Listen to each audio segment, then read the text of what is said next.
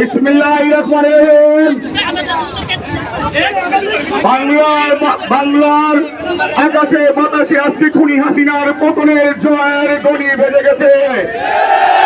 তারই ধারাবাহিকতায় সরাইল উপজেলার ইতিহাসে আজকে সর্ববৃহৎ একটি মিছিল এসে আমাদের ছাত্র জনতা ভাইয়ের সাথে আজকে আমরা অঙ্কুচিত হয়ে সংহতি প্রকাশ করলাম এবং আমরা সবসময় স্বাধীনতা সার্বভৌমত্ব রক্ষার জন্য আমরা আন্দোলন করে যাচ্ছিলাম।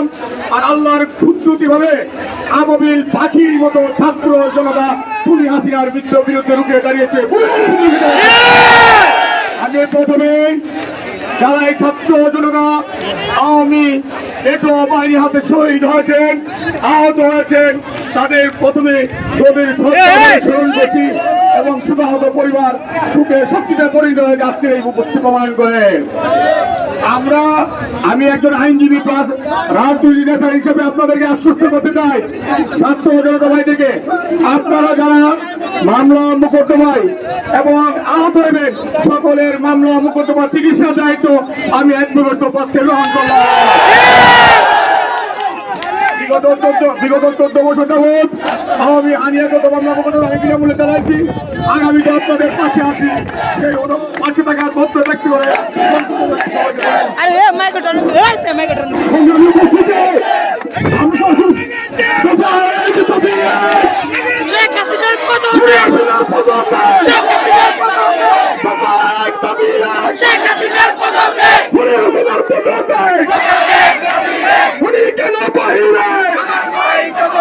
আমার ভাই কবরে চলো চলো ঢাকা চলো ভবন ঘেরাও করো চলো চলো ঢাকা চলো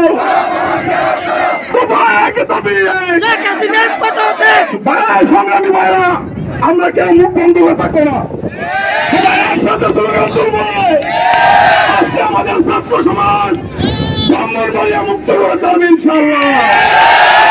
এদেশের ছাত্র সমাজ 1952 সালে দেশের ভাষা আন্দোলন ছিনিয়ে এনেছিল, ব্রাহ্মণবাড়িয়ার ছাত্র সমাজ থেকে উঠেছে। আজকে ছাত্র সমাজ ব্রাহ্মণবাড়িয়া থেকে কুত্তালিকদেরকে মুক্ত করবে ইনশাআল্লাহ।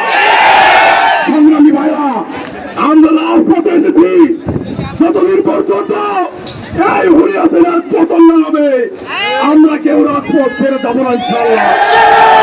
সংগ্রামী ভাইরা, আমাদের ভাইদেরকে আজকে গুলি করে হত্যা করেছে পাখির মতো, আমাদের ভাইদেরকে রক্তের পিতা যেতে দেব না। সবাই একসাথে স্লোগান করবো, একসাথে